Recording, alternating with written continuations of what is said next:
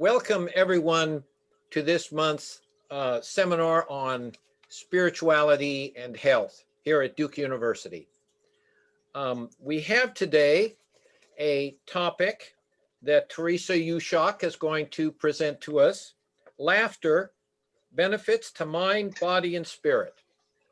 So Teresa Ushak earned her BS and MD from Northwestern University in 1986, and then completed her psychiatry residency at Duke in 1990.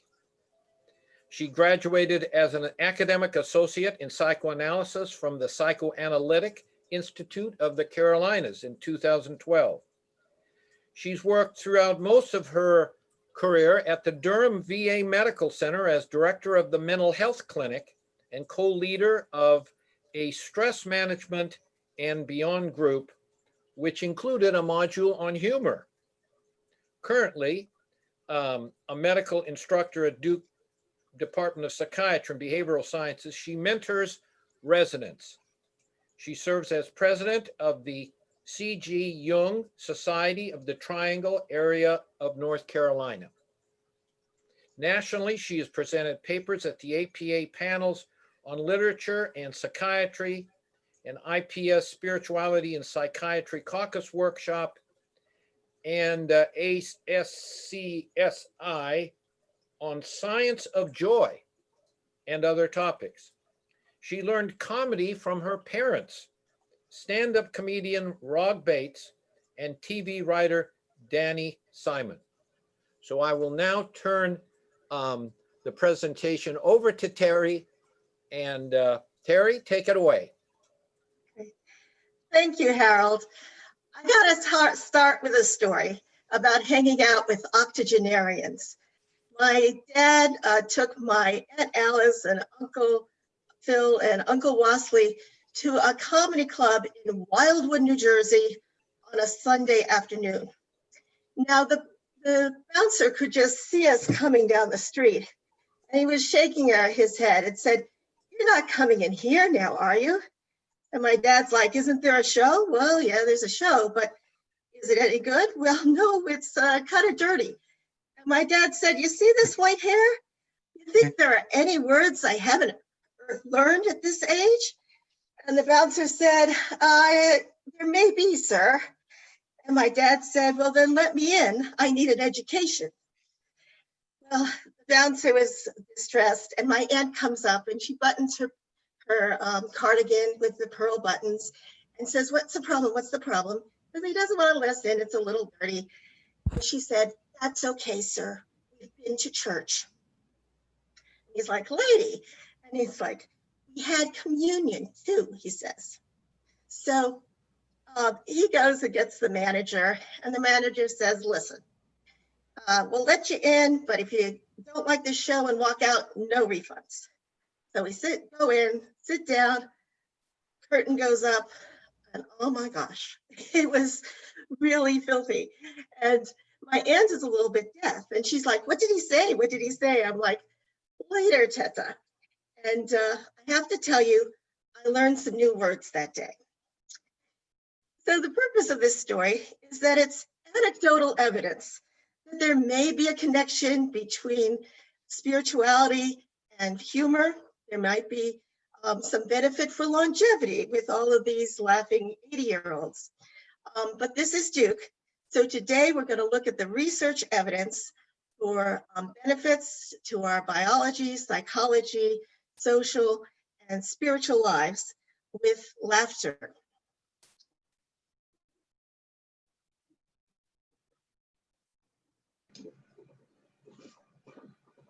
Slideshow.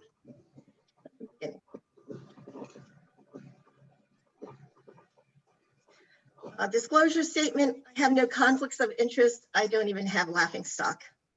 What we hope you learned today is 3 medical conditions that can cause laughter, 4 evidence-based health benefits of laughter, 2 strategies to increase your laughs today, and maybe learn some new words. Here's a new word: gelatology, the study of laughter psychologically and physiologically. Now, This is Gelatology, not Gelology, which is the study of fingernail polish. The term comes from gelos, the Greek spirit of laughter, and he's lent his name also to gelatophobia, which is fear of being laughed at, gelaticism, which is people who enjoy ridiculing others, and seizures from fits of laughter, and gelastic syncope when you laugh and faint. So laughter can be a serious condition. If someone comes into the emergency room with uncontrollable laughter, the first thing you would think about is there's some kind of alcohol or drug intoxication, whether they're inebriated or on marijuana, LSD, nitrous oxide, or other kind of drug. The hebephrenic schizophrenia is an old term from DSM-3, which shows you how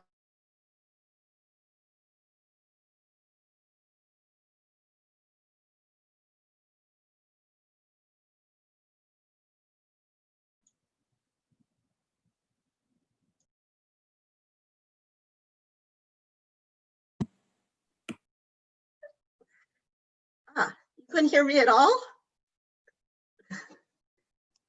Okay, Just for the last few words. just the last few words. Okay, not sure how that happened.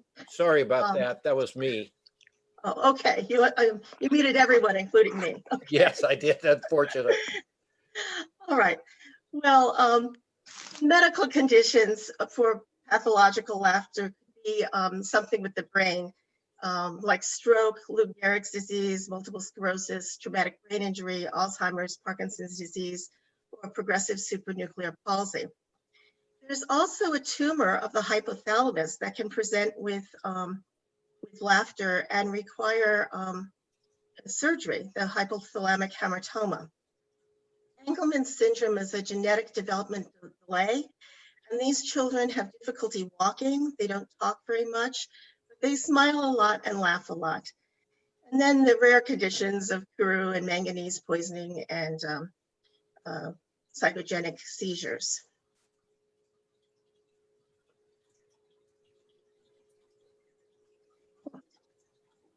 That's not advancing. Okay. So when you laugh, there's muscle contractions around the eyes and the zygomatic muscle, and that shows your upper teeth, and then you exhale. And then the diaphragm and abdominal muscles go into spasm, and there's a vocalization and irregular breathing, and sometimes tear ducts and sweat glands. This was first described by a French neurologist, Duchenne. And so his name gets Duchenne's display or play face, where you do have the crow's feet and the zygomatic major muscle, and that can be tested in the research with an EMG to make sure that you're laughing with those muscles. Now in 2001, Rod Martin did a whole review of humor and laughter and physical health from the research from 1960 to 2000. And he concluded, more rigorous and theoretically informed research is needed before firm conclusions can be drawn about possible health benefits of humor and laughter. Now, I wish I had read that before I agreed to do this talk. But it does have some really good descriptions of the methodological challenges. First, you need to know what you're talking about, because humor is a cognitive process, and mirth is an emotion, and laughter is the behavior with those muscle contractions. Another problem is when you're studying laughter, experiments can't possibly be blind, because the person knows whether they're having a humorous stimulus or not. And then you have to look at those humorous stimuluses.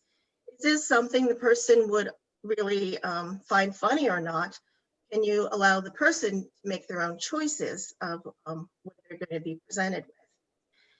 There are problems also using self-report scales because some people are more optimistic or more neurotic, which could give you false positives or negatives. And as always, correlation is not causation. And if we're looking at stress, we want to have something objective and not just self-reports. Laughter takes the whole brain. There's cognitive processing in the prefrontal cortex, assessing pleasure in the reward system, emotion in the limbic system, the emotional expression with those muscles is the motor cortex, and mirth is in the anterior cingulate cortex. And the autonomic responses, remember from the hypothalamus, the 4 F's: feeding, fighting, flighting, and sexual function. I also think that there might be some role of the cerebellum that hasn't been figured out yet. Laughter involves both sides of the brain from studies that they had with EEGs and functional MRIs. If the right hemisphere is damaged, the person won't get a joke with just a nonverbal cartoon. But if the left hemisphere is damaged, although they can't speak, they perceive the incongruity that makes it funny. So let's go on to laughter and its biological benefits. The first one most people have heard about is pain. Norman Cousins wrote Anatomy of an Illness in 1979. He had ankylosing spondylitis, which is a chronic autoimmune inflammatory disease of the spine and other joints. It's very painful, and sometimes the bones fuse and makes the person immobile. He wanted something else to help him with the severe pain and decided to try humor. By watching Marx Brothers movies and candid camera sketches and inducing a belly laugh for 10 minutes, he noticed he could get 10 hours pain-free. So this was very valuable. But it didn't say how was the pain reduced. Was it endogenous endorphins or endogenous cannabinoids or substance P or serotonin? So here's this early study from 1987 about increasing the pain threshold. The way they test for this is they put your arm in a vat of ice water. And when you first say, ouch, that kind of hurts, that's the threshold of sensing pain. When you take your arm out and say, I can't take this anymore, that's pain tolerance. And they measure the time you're able to keep your arm in a bath of ice water. So they had 40 subjects and put 10 in each group. And they found that those who watched Lily Tomlin, an audio of her jokes, one of my favorites, it increased the pain threshold. They were able to have their arm in that ice water and not notice any pain for a longer period of time. The same was true with progressive muscle relaxation tapes. And there was no benefit from the dull lecture or the control.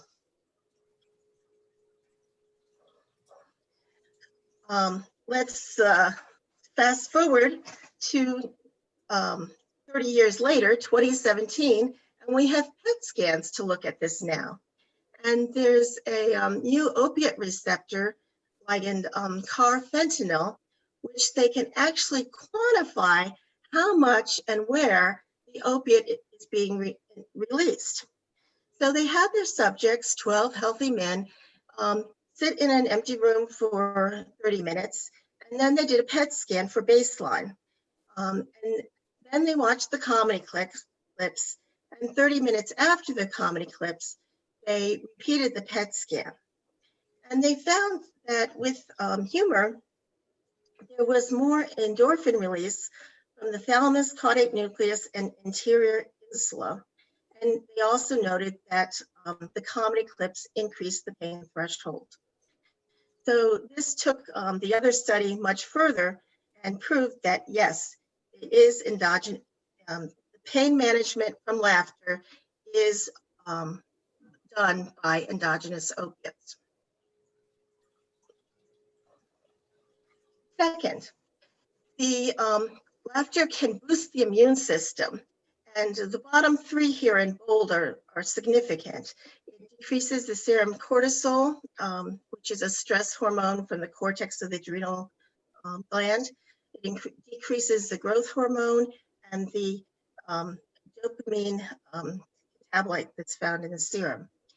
We also in saliva can find increased immunoglobulin A, showing that there's increased immune function. And it's also been shown to have increased natural killer cell activities. Here is a study showing that mirthful laughter increases natural killer cell activities. They had 33 people, and half of them watched a humorous video, and the other half watched a tourism video. And they did measures of stress and humor, noting that humor was correlated with decreased stress. And then they did the blood tests for natural killer cells cytotoxicity assays. And they noticed that there was increased natural killer activity if the humor response scale was high. Now, this is very important because there have been studies showing that low natural killer cell activity is linked to decreased disease resistance and increased mortality in persons with cancer and HIV disease. The natural killer cells are like Pac-Man that go around and they pick up malignant cells, pre-malignant cells, or anything that is not a cell. And so that's how it can be preventative or reduce the mortality of cancer. It also can be benefit for infections like this coronavirus, because without any education, without any being exposed to the coronavirus ahead of time, it will know this is not a human cell, and it will directly, the natural killer cell will directly kill the virus. So during this pandemic, consider not only taking your vitamins to boost your immune cells, but consider adding more laughter. Now, I don't have a slide for this, but I spoke to Dr. Larry Burke at Loma Linda yesterday, and he has just completed a significant research study that shows another way that laughter, mirthful laughter, can increase the immunity.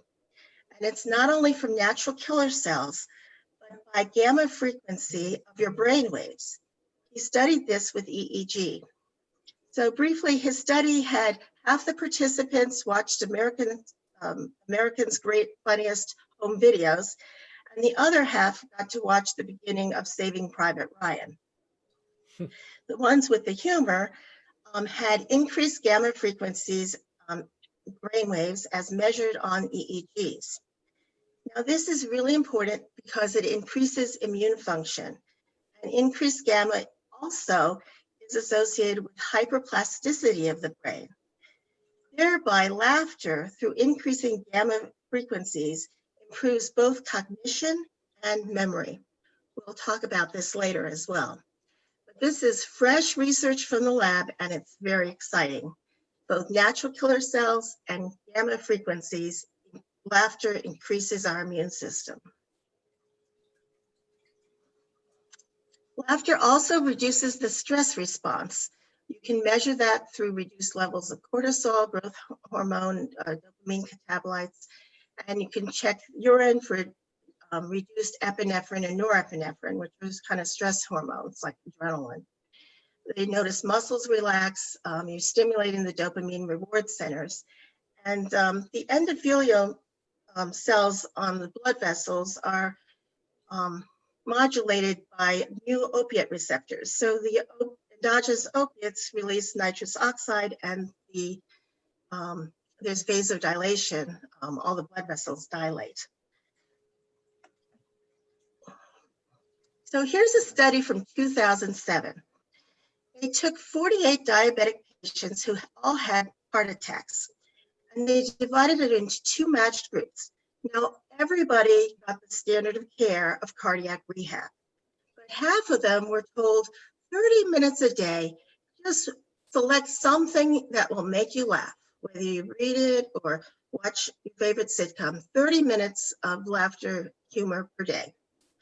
1 year later, they looked at the two groups, and the humor group had lower blood pressure, lower urine and plasma epinephrine and norepinephrine, presumably less angina because they had less nitroglycerin use. And most remarkably, there were fewer recurrent MIs. There were only 2 in the group that had 2 out of 24 in the group that had humor, and 10 in the control group out of 24.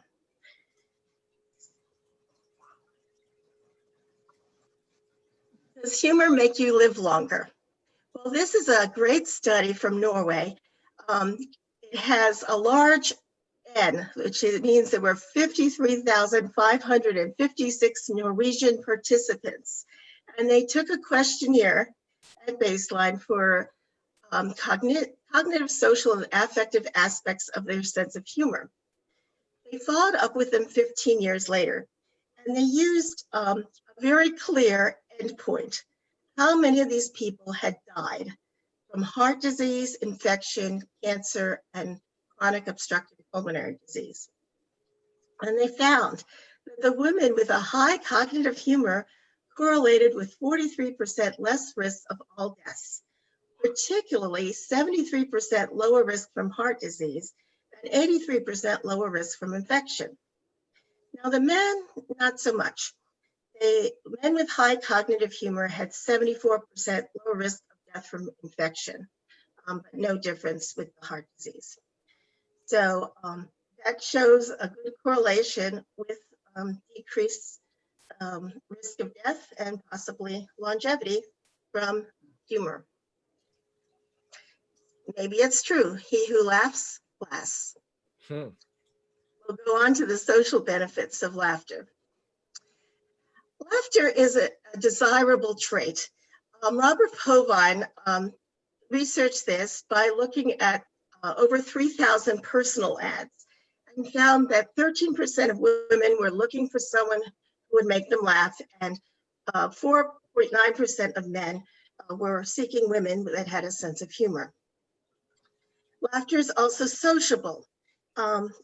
They observed students on campus and found that people laugh 30 times more when they're in social settings. The other way they studied this by having the students keep a journal as to whenever they laughed, what the situation was. And if you walk by someone who's laughing, you might find yourself smiling and chuckling as well. And this is possibly done through mirror neurons. Humor acts as a social lubricant. It decreases friction and makes people less aggressive and thereby improves social bonds. So here's a study by John Gutman. He's famous for his marital therapy work, and he coined the term the 4 horsemen of the apocalypse, that he could predict divorce if there's criticism, defensiveness, contempt, and stonewalling. But perhaps humor is the bluebird of happiness. Here in this study, they interviewed husbands and wives together, and they noted that the wives who used affiliative humor, that's a positive sort of bonding humor, not ridicule, their husbands were calmer by heart rate data. And the couples that had humor engaged in more productive problem solving.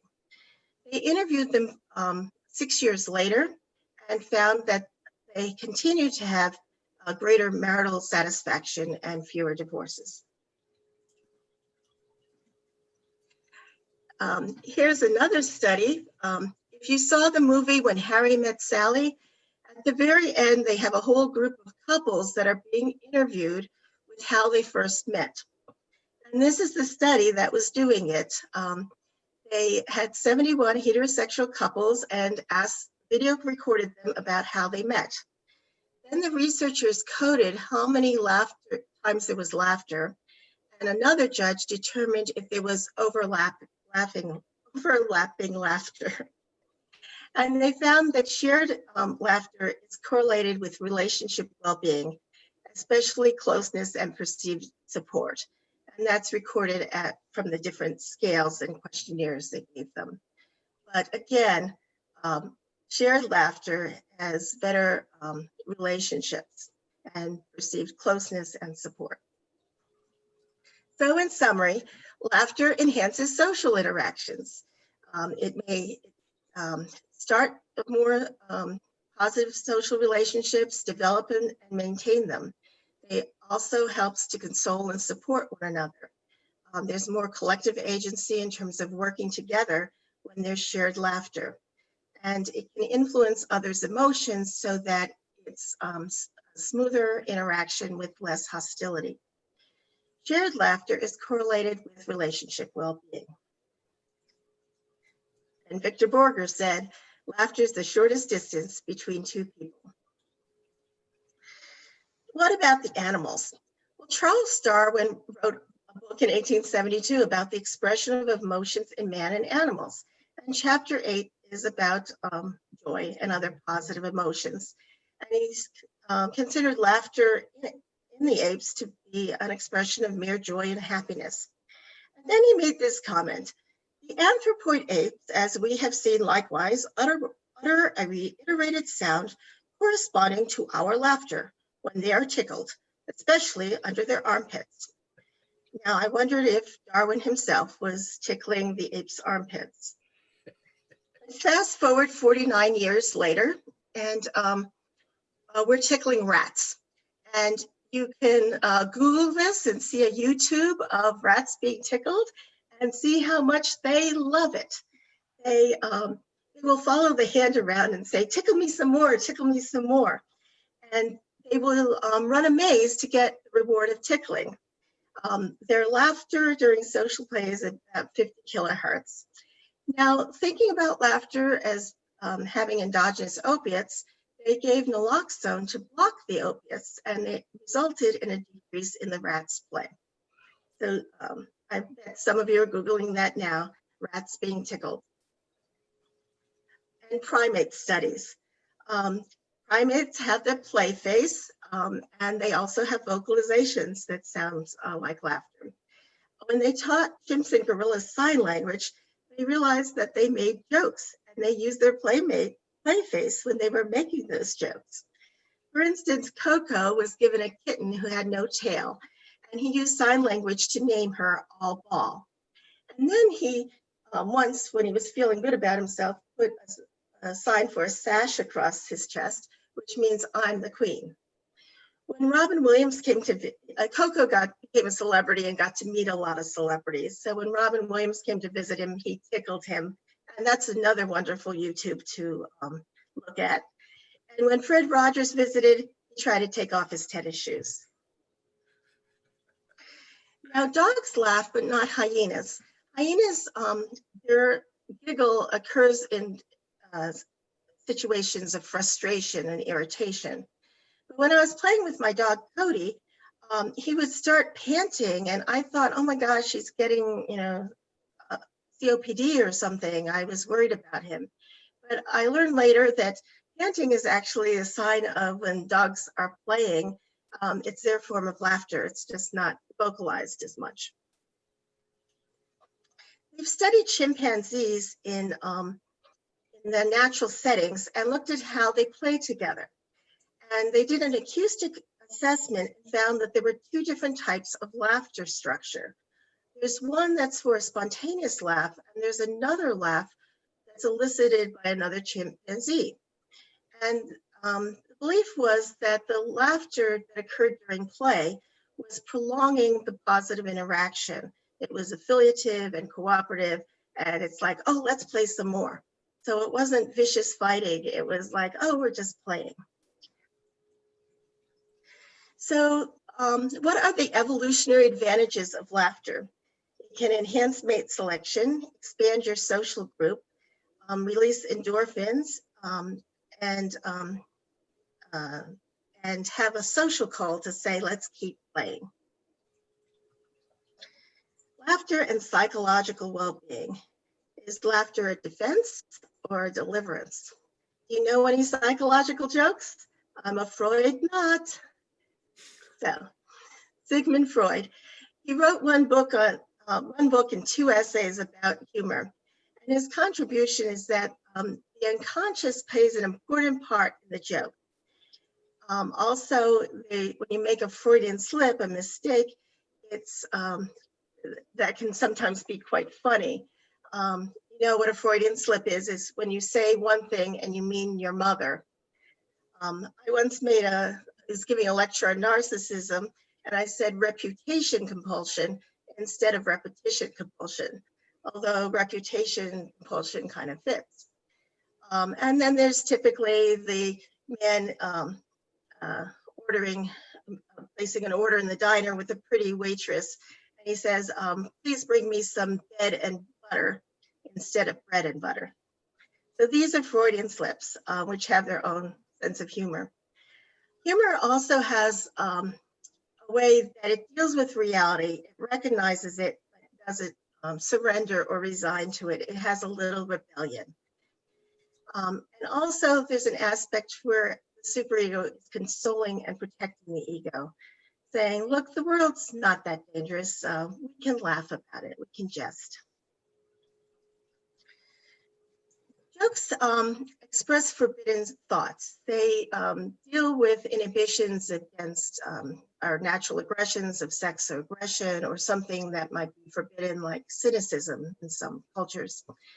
So example of this is Rodney Dangerfield, who said, my wife said she wants Olympic sex once every 4 years. So this is a very typical structure of a one-liner. You start with a setup, and then there's a pause. And the pause is very important because that's where the unconscious id steps in and brings all kinds of other ideas to the surface. And then there's the punchline, which is a surprise. So let's try another joke. There was a prostitute who business was slow. So she started knocking door to door. And she knocked on the door of a 90-year-old man. And when he answered it, she said, I'm here to offer you super sex. And the old man thought, and he said, I'll take the soup. So we also make jokes about aggression. Like, honey, I won the lottery, pack your bags. And the husband says, where are we going? It's like, no, nowhere. I won the lottery, pack your bags and get out of here. My husband told me that joke, and I love you too. Doesn't your family believe in divorce? No. Divorce? No. Murder? Yes. Yeah. So an example of cynicism is about the Pope making decisions about birth control. No make of the rules, no play of the game, no make of the rules. So this is how it plays with allowing our forbidden thoughts to come up, and then this punchline surprises us. And the dreams have been compared to jokes, but there's significant differences because jokes are more sociable and playful. Freud coined the term for gallows humor. The ego refuses to be distressed by the provocations of reality, to be compelled to suffer. It insists that it cannot be affected by the traumas of the external world. It shows, in fact, that such traumas are no more than occasions to gain pleasure. There's a joke Freud told about the man who was going to be killed by the firing squad, and they asked him, do you want your last cigarette? And he said, no, I'm trying to quit. So, comedy laughs at tragedy. And when Viktor Frankl, who wrote Man's Search for Meaning, was in Auschwitz, he made friends with a surgeon, and they made a bond to see each other each day and tell a joke to each other. He said, I would never have made it if I could not laugh. Laughter lifted me momentarily out of this horrible situation, just enough to make it livable, survivable. An example of some of the jokes, there are two types of people, non-Aryans and barbarians. And another joke they told at the time was there was a order. The father says at dinner time to the family, we're required every time we say grace to thank the Fuhrer and thank God. And the little boy asks, but what if the Fuhrer dies? And the father says, well, then we'll just thank God. Here's a study they did of humor from the POWs in Vietnam, and they joked with one another. They would send Morse code through their cells. They'd leave messages scratched in the shower. Sort of, humor was, it's easy when the torture's easy once you know the ropes. But making humor maintain their morale to rise above what they were going through. So for us, probably the most horrific thing that's happened is September 11th, 2001. And we need a time to weep and a time to laugh. And over 2 weeks later, on a Thursday, Gilbert Gottfried was doing a Friar Club roast of Hugh Hefner. And he made a joke that everyone booed and said, too soon. He said, it was hard getting a flight out of here. He said they could get me to LA, but there's no nonstops. I'd have to make a stop at the Empire State Building first. And people shouted out, too soon, too soon. Just a few days later, on Saturday Night Live was coming back on the air. And they started out very respectfully with all of the firemen and first responders and policemen.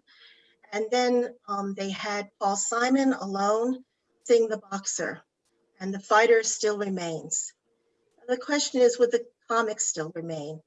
Would laughter be one of the casualties of September 11th? So then Lorne Michaels, who directs the show, came back in front of the first responders, and he asked permission from the mayor, then Rudy Giuliani. And he said, can we be funny now? And the mayor said, why start now?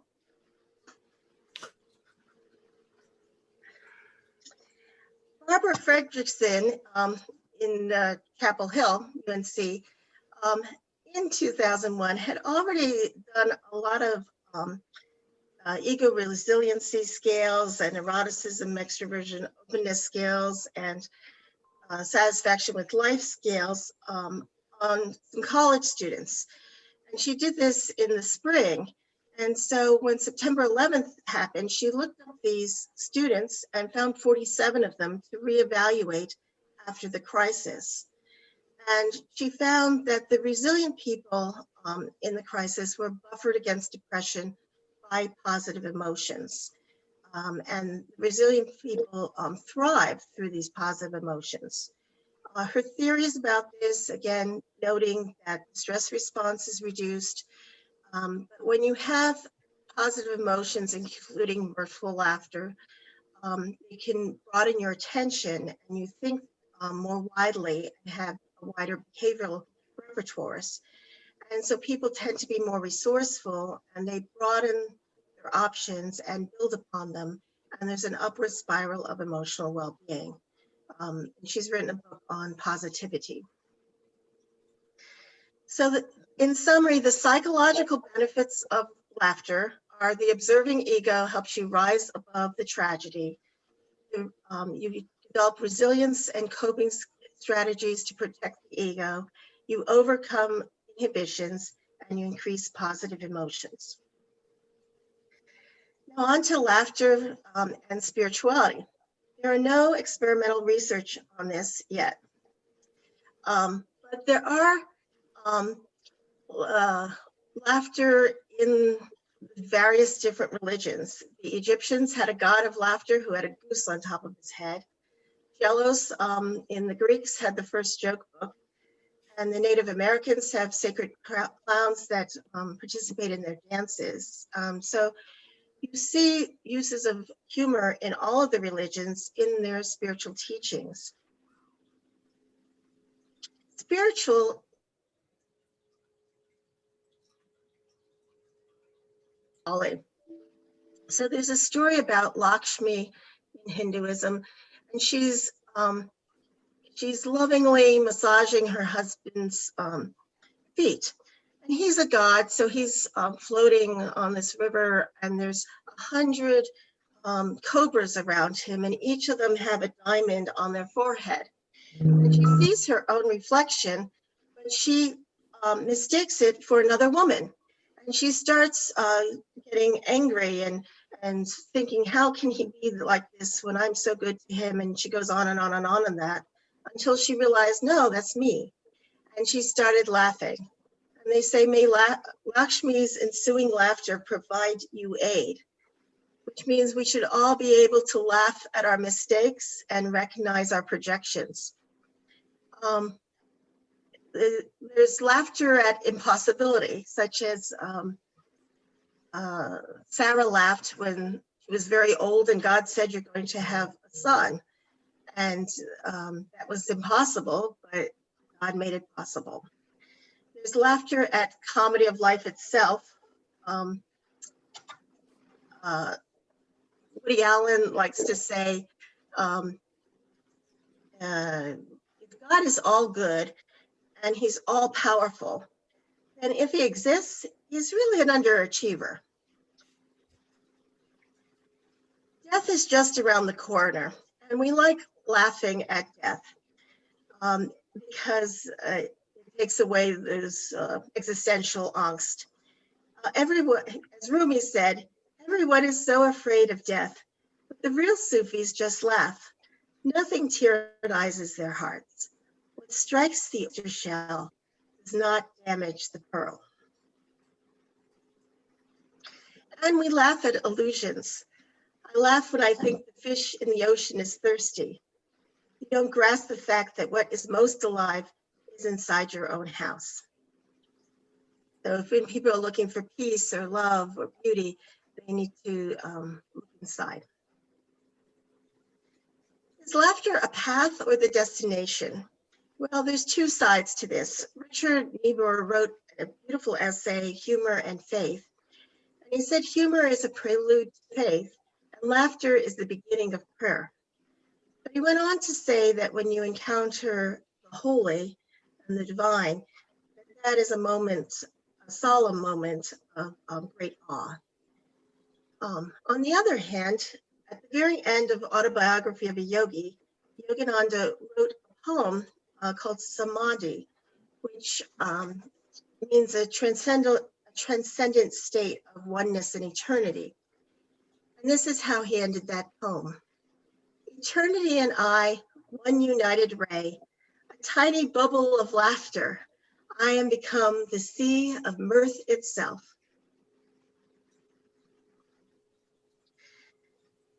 Is the divine laughing? In Psalm 2, it says, God who sits in heaven laughs. Or an old Yiddish adage, man plans and God's laugh. And there's a poem from Hafiz that said, what is laughter? It is God waking up. Robert Frost put it this way, forgive, O Lord, my little jokes on thee, and I'll forgive thy great big one on me. So I hope I've convinced you of the benefits to biopsychosocial, spiritual, and social aspects of your life. It's worthwhile to laugh more. So let's talk about how we can do that. And I'll check the time. I'll go a little faster. One is by inducing laughter and you could do this in a group like a yoga, laughter yoga club. And that's been studied in Japan. And they found not only that there was less pain, but there was early cognitive improvement with the laughter group. Again, that might be the gamma brainwaves. And there's no side effects to laughter, so you might just add it.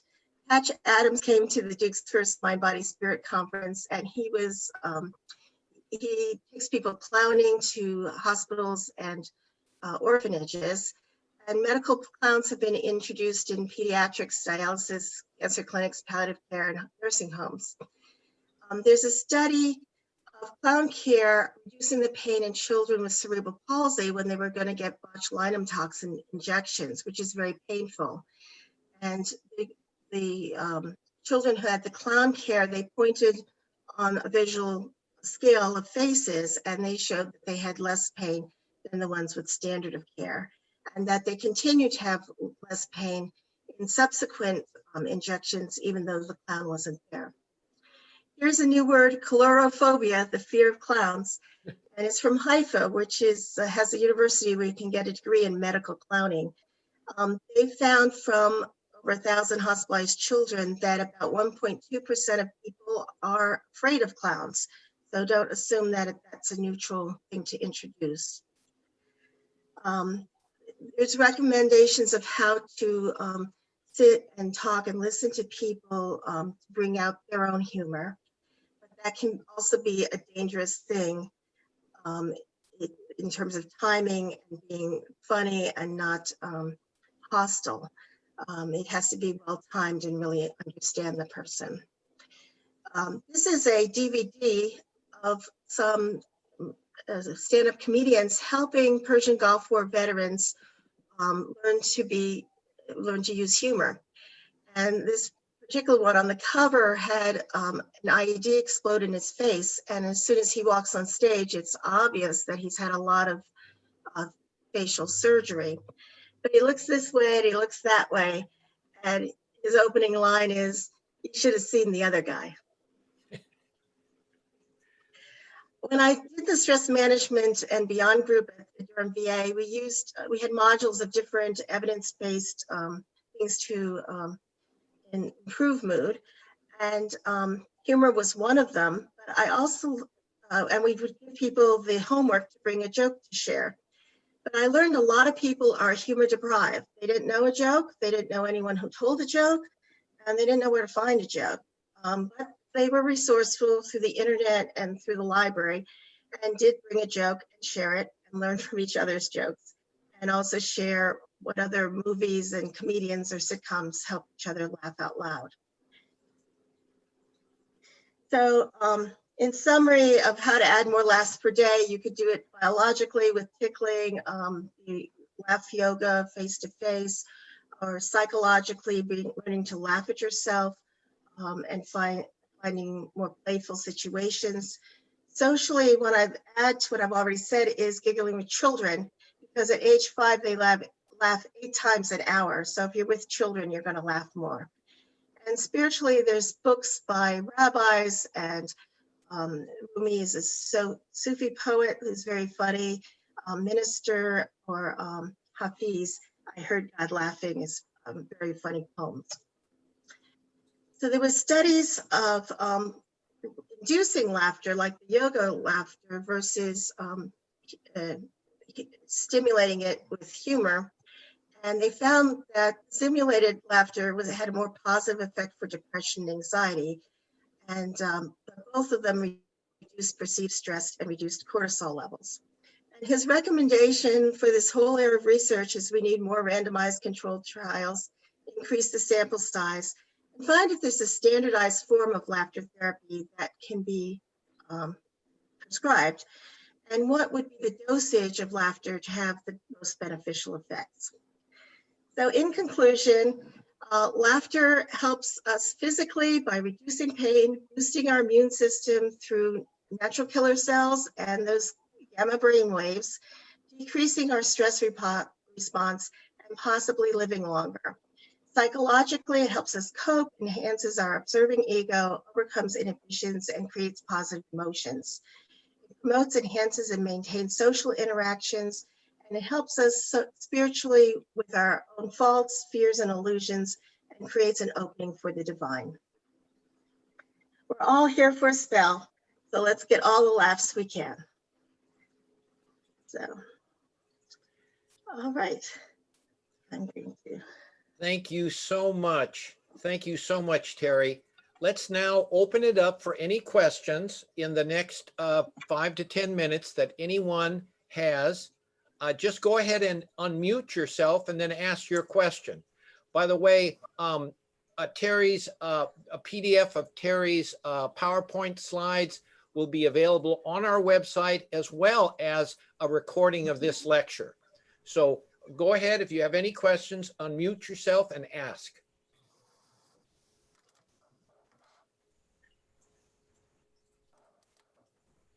Terry, that was great. Thank you, Connie. It worries me a little bit that during the COVID, people are not able to be with other people and have laughter as much. Mhm. Yeah, it's something that, you know, I think our comedians on TV do a good service to us. I heard one of them laughing that, you know, they say they tell us to cough into our elbows, but then they were saying you should rub elbows to say hi to people. And so they help people laugh at what's going on so that we're not completely overwhelmed with this pandemic. And you don't have to just ask questions. You can share a joke if you want to. I have a question. Can you hear me okay? Yeah, hi, Leah. Oh, okay. I was wondering, I have heard this through just like hearing things in the media and stuff, but is there any like direct research studies where laughter is used as a modality for cancer treatment? That I don't have. I know that they studied natural killer cells, but I don't think they've done laughter and cancer. Okay. I completely understand now why I was getting so depressed and stressed during all of this political stuff that's going on. I began to just, okay, I'm not watching anymore. It's causing too much stress for me. And I just started going to the comedy shows and other things like that and felt much better. I understand now. Yes. Yeah, a lot of the negativity can be toxic to your body and your brain. So you need to lighten up and get the gamma brain waves and get your endogenous opiates, whether it's sunshine or exercise or laughter. It should be part of our coping. Hi, Colleen. Hi, a pastoral here, and I love your presentation. And it makes me think that even patients in our hospitals, like you said, you know, with COVID, that even if they were on a ventilator and responsive, if we were able to watch, you know, like the Comedy Network or like old, you know, television shows, if that was just even on in the background, that might be really helping for some people. Yeah, it can lighten things up, and you can still have joy even during a pandemic. Absolutely. Gary, my name is Eric Wickstrom. I'm a chaplain at UVA. And I tend to bring laughter to as many things as I can. It's a long story for why. I was working with a patient who had a series of serious medical things going on, and he had a history of some really bad interactions with medical staff, both at the rehab facility he'd been living in and here. And I'm not sure what inspired me to do this, but we'd been talking for a while, and he'd been talking particularly about how he didn't feel heard. And he stopped and looked at me and said, "But enough about me, how are you doing?" And as I say, I don't know what inspired me, but I said, "Well, I'm doing better than you." And his body changed. He laughed and laughed and said that was the perfect answer. And his whole demeanor changed, and he told me that he felt heard for the first time. And when I told this to my resident colleagues, they were astonished at the audacity, and yet to me it just seemed like risking that joke was an honest way of encountering this guy, and luckily I was right. Well, it acknowledged the difficulty he was having. You know, it's you don't want humor just to gloss over things, but to acknowledge that this is tough, you know, and it does set him apart in a way. And it also seems like that old ditty that says, it's not what you say, it's how you say it. And that, you know, truly, the love in your heart really came through to this guy. It was not like devaluing him, better than you are. And it's really, some of these old little ditties that we got early on really apply. Yeah. Thank you for that wonderful, hopeful talk. Yeah. So humor has to be used with compassion. It's empathizing and caring and having a connection, not reaching that. That especially applies to self. When you learn to laugh at yourself, you never run out of humor.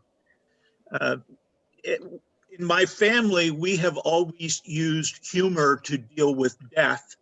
In fact, after giving part of the eulogy at Terry's mother's funeral service, people came up to me and said, "You should be a stand-up comedian." And I said, "Well, all I did is tell the truth about the humorous events that took place."